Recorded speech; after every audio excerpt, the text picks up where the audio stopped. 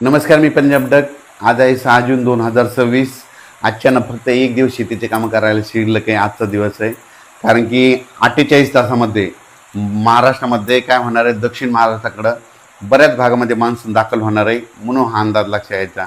राज्यातल्या सर्व शेतकऱ्याला सांगू इच्छितो की मी नेपाळमध्ये होतो त्या ठिकाणाहून देखील मी एक अंदाज सांगितला होता की 7 जून ते 14 जूनच्या दरम्यान मान्सूनचा पाऊस येणार आहे आणि शेतकऱ्याच्या पेरण्या होतील आणि लागवडीत देखील होतील, म्हणून हे अंदाज दिला होता. आणि तीच परिस्थिती आता आहे. 7 जूनपासून ते 14 जूनपर्यंत राज्यात दररोज महाराष्ट्रामध्ये दररोज वेगवेगळ्या भागामध्ये मान्सून दाखल होईल आणि जिथं जिथं ज्यांची ओल भरपूर जाईल, एकीत ओल जाईल, त्यांची माता पेरणी सुरू होईल. पण कापसाच्या लागवडी देखील होतील, म्हणून हा अंदाज लक्षात यायचा.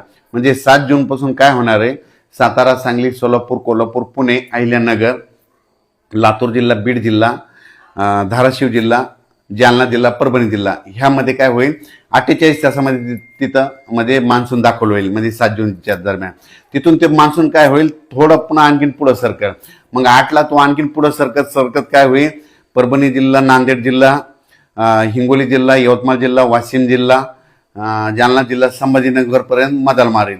मग तिथून काय होईल, परत ते पुढं काय होईल, वर्धा, नागपूर, भंडारा, गोंदिया, चंद्रपूर, यवतमाळ, अमरावती, वाशिम, हिंगोली, अकोला, बुलढाणा तिथपर्यंत जाईल. म्हणजे ह्या पट्टा काय होईल, ह्या संपूर्ण असा म्हणजे काय होईल, दररोज पुढं सरकत ते मान्सून कव्हर होईल. मग असं करत करत काय होईल, 14 तारखेपर्यंत मात्र संपूर्ण महाराष्ट्र व्यापून टाकेल. आणि त्याच्यानंतर उत्तर महाराष्ट्राकडे काय होईल, 13 तारखेच्या नंतर मग उत्तर महाराष्ट्राकडे मग ते असा पाऊस तिकडे उत्तर महाराष्ट्राकडे जाईल. आणि तिकडे देखील पाऊस पडल्याच्या नंतर जमिनीमध्ये ईदभर ओल गेले तर त्यांच्या देखील पेरण्या तिकडं सुरू होतील. आणि त्याच्यानंतर शेतकऱ्याला सांगू इच्छितो की 16च्या नंतर 15 जूनच्या नंतर काय होणार आहे की पुन्हा नंतर सरी चालू राहतील. मोठा खूप पाऊस पडणार नाही, सरी येत राहतील. म्हणजे अशा पाऊस जसं मान्सून आल्याच्या नंतर जशा सरी येतात 10 मिनिटाच्या, 20 मिनिटाच्या, 22 मिनिटाच्या अशा सरी येत राहतील. आणि ते देखील 15 ते 20च्या दरम्यान ते पाऊस येईल. पण 20 जून ते 30 जूनच्या दरम्यान परत राज्यामध्ये ज्यांची पेरणी शिल्लक राहिली, कोणी त्या पेरणीमधून वंचित राहिली, मग 20 जून ते 30 जूनमध्ये एक पाऊस येईल. म्हणजे ते काय होईल, 20, 21, 22 जूनच्या दरम्यान ते पाऊस येईल. त्याच्यामध्ये काही जणांच्या शेतकऱ्याच्या पेरण्या होतील, लागवड होतील. आणि 25 ते 29 जूनमध्ये जे पाऊस येईल त्याच्यामध्ये देखील शेतकऱ्याच्या काही लागवडी होतील. आणि त्याच्यातून जर काही शेतकरी उरले तर 10 जुलै ते 15 जुलैमध्ये एक पाऊस येणार आहे. 10 जुलै ते 15 जुलैमध्ये दरवर्षी महाराष्ट्रात पाऊस पडतो. आणि त्याच्यामध्ये राहिलेल्या ज्यांच्याकडे वापसा नसली त्यांच्या पेरण्या होतील, म्हणून हे अंदाज लक्षात यायचा. शेतकऱ्याला सांगू इच्छितो, तुम्ही काय करा, काल देखील आमच्या गावाला खूप पाऊस पडला. आमच्या परभणी जिल्ह्यात झाला, बीड जिल्ह्यात सगळीकडे जवळपास अहिल्यानगर बऱ्याच भागामध्ये पाऊस पडला. आम्हाला आतापर्यंत 2 पाऊस झाले, पण आमच्या गावची ओल आतापर्यंत फक्त 6 बोट गेली. पण आम्ही आता पेरणी आता सध्या करणार नाही. ज्या दिवशी आम्ही समजा ईदभर ओल जाईल त्यावेळी मी देखील स्वतः निर्णय घेतो आणि मी देखील पोरतो आणि मी तुम्हाला त्याच्या व्हिडिओमध्ये दाखवणारच आहे. पण महाराष्ट्रातल्या शेतकऱ्याला सांगू इच्छितो, पेरणी करताना निर्णय स्वतः घ्यायचा, जमिनीची ओल तपासायची. जर ओल भरपूर गेली तर पेरणीचा निर्णय स्वतः घ्यायचा. धन्यवाद. आज देखील आमच्या गावामध्ये जवळपास आमचं गुगळी धामणगाव आहे, जवळपास 5,500 हेक्टर जमीन आहे. तर जवळपास अर्ध्या गावाच्या लोकांनी जवळपास धूळ पेरणी केलेली. आणि मी देखील आज करणार आहे, त्याचा व्हिडिओ तुम्हाला दाखवणार आहे. मी कापसाची धूळ पेरणी करणार आहे, कारण की मला माहिती आहे आमच्या गावाला पाऊस येणार आहे, म्हणून मी स्वतः डेअरिंग करणार आहे. तसंच आमच्या गावानं लावले, आमच्या बाजूच्या गावानं देखील धूळ पेरण्या केलेल्या आहेत. दरवर्षी आम्ही करतो, आमच्या सक्सेस होतात. म्हणून पण राज्यामध्ये काय झालं की बऱ्याच प्रसारमाध्यमातून म्हणले की यावर्षी दुष्काळ पडणार आहे आणि पाऊस पडणार नाही असं म्हणतात. शेतकऱ्याला सांगू इच्छितो, घाबरू नका. यावर्षी शेतकरी हिताचा पाऊस पडणार आहे. पेरण्या जूनमध्ये होणार आहेत. जूनच्या म्हणजे या जून महिन्यात काही होणार आहेत आणि 15 जुलैच्या आत काही जणांचे होणार आहेत. म्हणून यावर्षी पेरणीसाठी पाऊस चांगला आहे आणि यावर्षी पिकाला लागल तसा पाऊस पडणार आहे.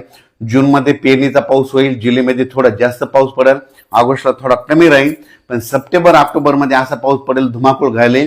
काही जे मोठे मोठे धरण तळे ते 2-2, 3-3 दिवसामध्ये पाऊस पडल्याच्या नंतर त्याची ती रिकव्हरी होऊन जाईल आणि त्या तळ्यात देखील पाणी येईल, म्हणून हे देखील सांगू इच्छितो. मान्सूनचा पाऊस कसा असतो तुम्हाला सांगतो. मान्सून आता आपल्या इथं तळ कोकणात आज दाखल होईल जवळपास. तिथून आल्याच्या नंतर ते डायरेक्ट काय होतं, मुंबईकडे जातं, मुंबईहून असं महाराष्ट्रात येतो. पण यावेळेस तसं व्हायला नाही. तर यावेळेस काय व्हायला माहिती आहे का, कर्नाटकमधून शॉर्टकट मार्गानेच काय होणार, इथं गरमी असल्यामुळं इकडे ते बाष्प खेचले जाणार आहे, आपल्याकडे गरमी असल्यामुळे ते बाष्प जास्त खेचणार आहे, विदर्भाकडे गरमी जास्त असल्यामुळे ते पाऊस असा तिरकस येणार आहे. मग त्याच्यामध्ये कर्नाटकला मात्र खूप मुसळधार पाऊस होईल, तिकडं अतिवृष्टी होईल. तेलंगणात देखील तशीच परिस्थिती राहतील, त्यांनी देखील अंदाज लक्षात घ्यायचा. पण कर्नाटक आणि तेलंगणाच्या बाजूला जे महाराष्ट्रातले जिल्हे आहेत, मग त्याच्यामध्ये सांगली जिल्हा, कोल्हापूर जिल्हा, सातारा जिल्हा, धाराशिव जिल्हा, सोलापूर जिल्हा, बीड जिल्हा, लातूर जिल्हा, नांदेड जिल्हा, यवतमाळ जिल्हा, चंद्रपूर, वर्धा, नागपूर ह्या पट्ट्यामध्ये मात्र जास्त मान्सूनचा सुरुवातीला जास्त पाऊस पडणार आहे, म्हणून हे अंदाज लक्षात. दरवर्षी बीड जिल्ह्याला कमी पाऊस पडतो, पण ह्या वर्षी मात्र बीड जिल्ह्याची पेरणी चांगली लवकर होणार आहे. बीडचे कडाष्टी जे भाग आहे, म्हणजे कडाष्टी दोन ते परिसर कर्जत ते असा पट्टा अहिल्यानगरकडे जाणारा, तिथं दरवर्षी दुष्काळ राहतो. पण यावर्षी काय होणार आहे, तिथं पाऊस म्हणजे शॉर्टकट मार्गाने पाऊस येत असल्यामुळे तिथं देखील त्यांना पाऊस पडणार आहे. अहिल्यानगरला दरवर्षी पाऊस कमी पडतो, पण यावर्षी या 7 जून ते 14 मध्येच अहिल्यानगरचे चांगले ओढे नाले खळखळून वाहणार आहेत, म्हणून त्यांच्यासाठी आनंदाची बातमी. परभणी जिल्हा, बीड जिल्हा, लातूर जिल्हा, नांदेड जिल्हा ह्या पट्ट्यात देखील काय होणार आहे, चांगला पाऊस पडणार आहे, म्हणून ह्या परभणी, बीड त्यांच्यासाठी आनंदाची बातमी. 7 ते 14 मध्ये पाऊस पडणार आहे. पहिल्या दिवशी एक 7 तारखेला सगळीकडे जाणार नाही, दररोज वेगवेगळ्या भागात मान्सून असा दाखल होतो, एकदा सगळीकडे होत नसतो. जसे जसं मान्सूनला जशी गती भेटेल ती वाऱ्याच्या नुसार त्याची गती ठरलेली असते, म्हणून हे लक्षात यायचं. त्याच्यानंतर विदर्भामध्ये वर्धा जिल्हा झालं, भंडारा जिल्हा झालं, गोंदिया जिल्हा झालं, चंद्रपूर, यवतमाळ, वाशिम, हिंगोली, अकोला, अमरावती, बुलढाणा ह्या परिसरात देखील काय होणार आहे, चांगला 7 ते 14 मध्ये पाऊस पडणार आहे. 7 तारखेला काही भागात दाखल होईल, त्याच्यानंतर 8ला पुढे सरकन 9 असा 10, 11, 12, 13 करत सगळीकडे ते पुन्हा विदर्भातले 11 जिल्हे व्यापून टाकेल. आणि विदर्भामध्ये शेतकऱ्याची ईदभर होल गेली तर त्यांची देखील पेरणी सुरू होईल, म्हणून हे देखील सांगू इच्छितो. त्याच्यानंतर जळगाव जिल्हा, धुळे जिल्हा तिकडे काय होईल, थोडा उशिरा पाऊस जाईल, पण जळगाव जिल्हा, धुळे जिल्ह्यामध्ये तिकडे देखील पाऊस पडणार आहे. तिकडे 10, 11च्या नंतर तिकडे देखील पाऊस पडणार आहे. आणि 13, 14च्या नंतर मात्र धुळे, नंदुरबारकडे जाणार, कारण की पाऊस काय होईल, हे मान्सून मुंबईकडे जाईल. मुंबईकडे गेल्याच्या नंतर तिकडं रिमझिम पाऊस पडेल, रिमझिम मध्ये त्यांची ईदभर होल जाईल आणि त्यांच्या देखील पेरण्या लागते. पण राज्यातल्या सर्व शेतकऱ्याला सांगू इच्छितो, 7 जून ते 14 जूनच्या दरम्यान दररोज वेगवेगळ्या भागात मान्सून दाखल होईल आणि शेतकऱ्यासाठी आनंदाची बातमी.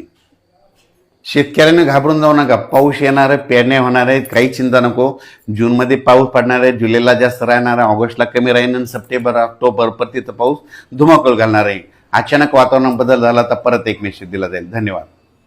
आता अशा पद्धतीने कोकणात पाऊस दाखल झालेला आहे. सिंधुदुर्ग जिल्ह्यात मान्सून दाखल झालेला आहे. लवकरच महाराष्ट्रभर हा पाऊस पडण्यास सुरुवात होणार आहे.